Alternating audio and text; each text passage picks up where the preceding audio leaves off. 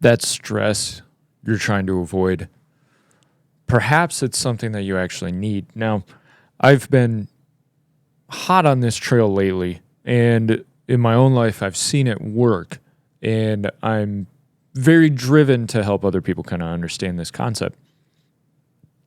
The right kind of stress can actually bring you together, especially as a team, as a business, as an organization, as a brotherhood.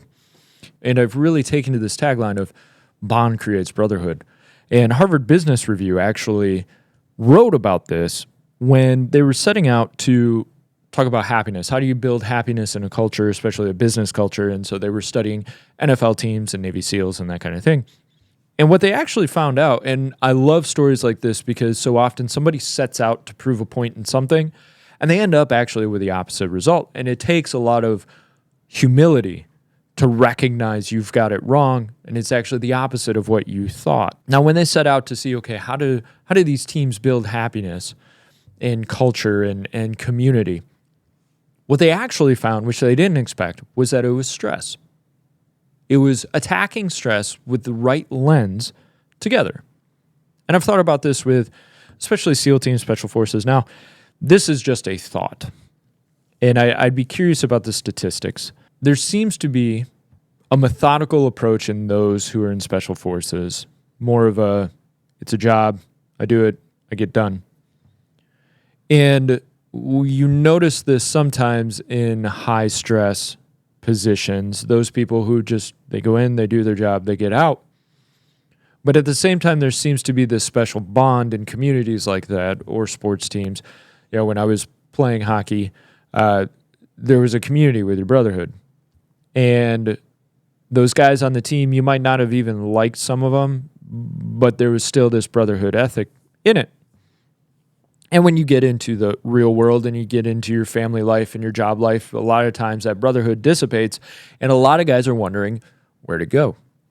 How do I get it back? I don't have any real close friends, right? And I posit to you in this article gives you also that support, that it's bond through stress. It's bond through adversity. And when you decide to bond through adversity, things change. And whether it's physical, whether it's a goal that has, this article even talks about Habitat for Humanity and how the limitation of resources or the red tape or that kind of thing, a lot of people, they just bow out. They're like, oh, I thought I was going to be able to help and do something good, but I can't swing a hammer right, I quit.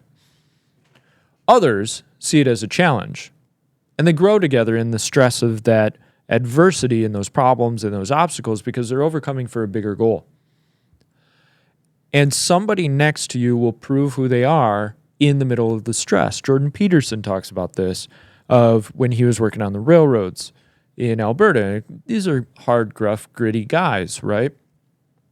And he tells this famous story of a guy named that they nicknamed Lunchbox, who this young kid comes out, he's going to work the railroads. His mom packs his lunch in this kind of childish lunchbox or whatever, and the guys rib him for it a little bit. And Lunchbox doesn't take kindly to that. He doesn't get it. He doesn't get the hazing process. He doesn't get the, hey, will he put up with some stress? So it gets worse and worse and worse. Lunchbox finally quits. Pearson talks about that riling him up is a test to see, will he handle the stress? Will he make it through with us? Will he persevere? And you notice that throughout elite combinations of groups, there's got to be some type of stress that they can weigh out what the guy next to you is going to do. In Special Forces, that's really what it is, right? Like when you're going through buds or whatever, all of that stress, all of that adversity is really trying to pair out the people who just can't handle it, because you need people who can handle it, and then that way they're going to bond with the community better than somebody who can't, because you don't want to look over your shoulder. You don't want weak spot behind you. You want to know that every guy can handle his job. And so the question to you is, instead of looking at stress as something you avoid in order to be happy, how can you take a different lens to build bond through adversity with other guys? or your community or your business or your sports team. And I would posit to you, be on the lookout for times where brothers correct you on something or call you out on something. And let the stress of that conflict actually build a bond.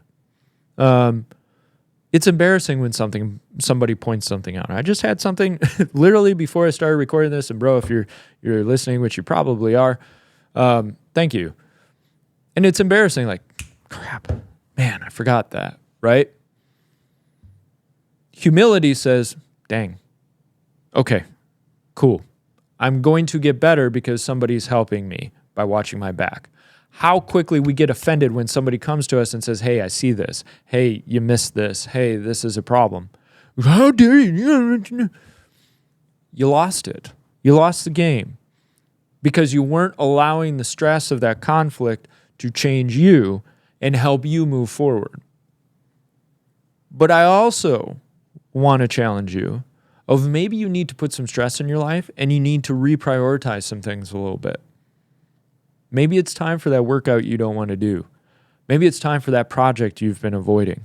Maybe it's time to get together with a guy that you know is good for you, but pushes you. And maybe it's time to slide up next to him and go somewhere with him. Let him teach you something. Maybe it's time to do that extra step that you need to do, that you know you've been avoiding, in order to build a little adversity in your life, because I guarantee you when you walk out of it, you're actually going to be more content and happy in your life because you know you can handle something like that.